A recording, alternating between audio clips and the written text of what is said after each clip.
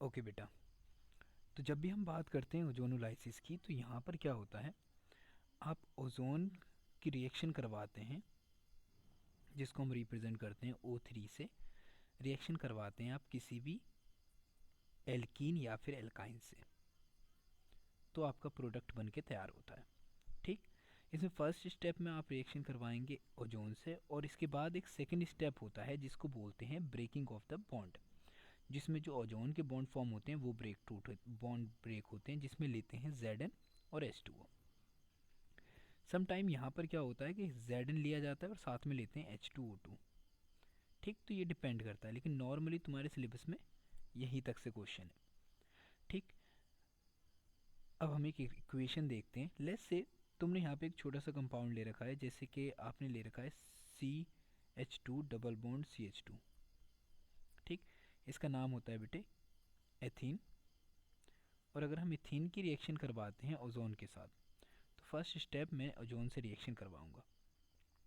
इसमें क्या होगा कि आपका जो बॉन्ड है CH2 वाला, वो कुछ इस तरीके से हो जाएगा कि एक CH2 ये रहा, एक CH2 ये रहा, और एक ऑक्सीजन आ जाती है ऊपर और दो ऑक्सीजन आ जाती है नीचे। एक ऑक्सीजन ये, एक ऑक्सीजन ये। अब इसमें होती है ब्रेकेज ऑफ द बॉन्ड्स। इसमें क्या होगा, आपको रिएक्टेंट लेना पड़ेगा जिंक H2O साथ में, और जब बॉन्ड टूटेगा तो आप पाओगे कि इसके अंदर निकलता है ZnO।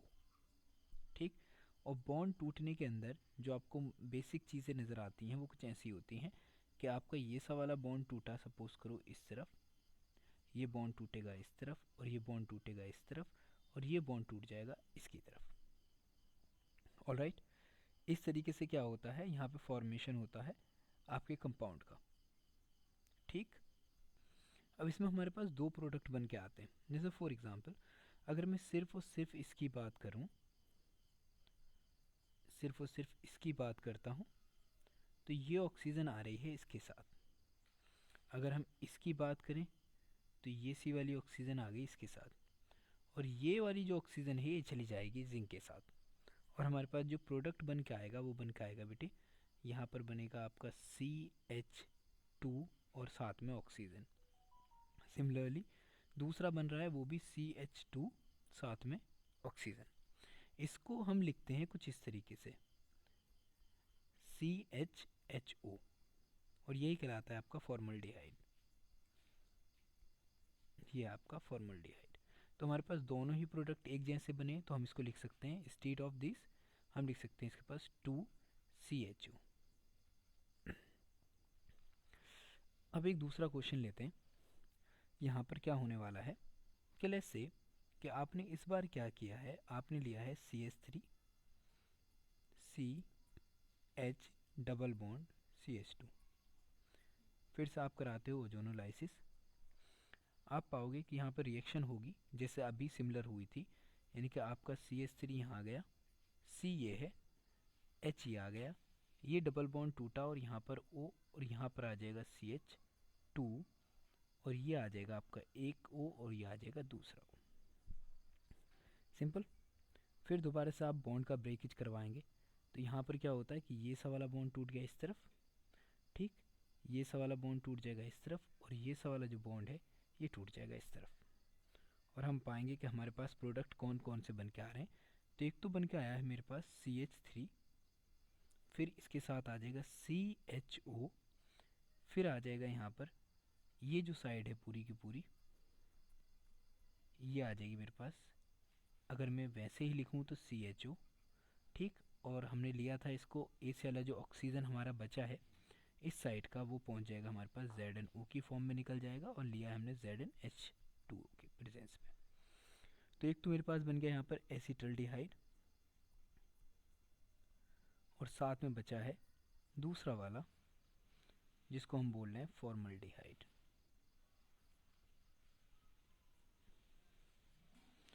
Let's say now move to the next. इस क्वेश्चन में क्या है जो आपने पूछा है कि सर देखिए आपके पास है CH2 double bond CH single bond CH, फिर डबल बॉन्ड CH2। ठीक, इसका नाम होता है ब्यूट 1,3 डाई इन।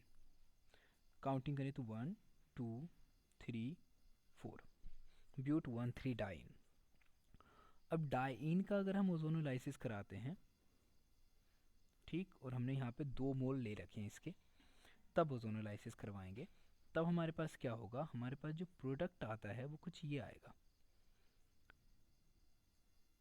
CH2, और ये बन गया मेरे पास पहले वाले डबल बॉन्ड पे, ठीक है। फिर यहाँ पे पहुँचे हम, दूसरा है हमारा CH, फिर बॉन्ड टूट रहा है, डबल बॉन्ड, और फिर से बन के आ रहा है मेरे पास ये। ऑलराइट, इस तरीके से। अब करना क्या है, आपको सिमिलर वही करना है जो हम पहले से कर रहे थे, ठीक है। हम क्या करेंगे कि हम रिएक्शन करवाएंगे in the presence of ZnH2, ठीक। ये आ गया इस तरफ, ठीक, ये बॉन्ड टूटा इस तरफ, और ये बॉन्ड टूट गया इस तरफ।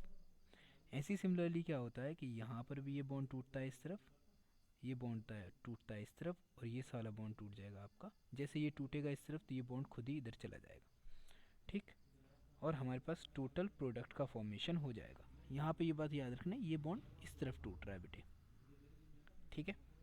अब रिएक्शन होती है, प्रोसीड करेगी, तो आप पाओगे कि आपका जो ये सा वाला मॉलिक्यूल है ये, और ये सा वाला मॉलिक्यूल है ये दोनों एक ही जैसे हैं। जैसे फॉर एग्जांपल CHO कॉर्नर पे है तो ये बना लेगा CHO फॉर्मल्डिहाइड, इसी तरीके से जो इस कॉर्नर पे है वो बना लेगा CH2O, ठीक है, ये भी फॉर्मल्डिहाइड बन गया। अब जो बीच वाला मॉलिक्यूल है, यानी कि ये दो तो चले जाएंगे, ये सी वाली ऑक्सीजन और ये सी वाली ऑक्सीजन तो निकल जाएंगे जिंक के साथ, ZnO के साथ। लेकिन ये बीच में जो बचा है, ये पूरा का पूरा, ये और इसके साथ आ रहा है ये बनाता है कुछ ऐसा कि आपको यूँ लिखाना है इसको CHO और CHO। ऑलराइट, इस मॉलिक्यूल का एक ये बना है और दो बने हैं ये। उसके हिसाब से अगर तुम क्वेश्चन में देखोगे तो ऑप्शन आपका होगा पहला वाला, ठीक है। All the best.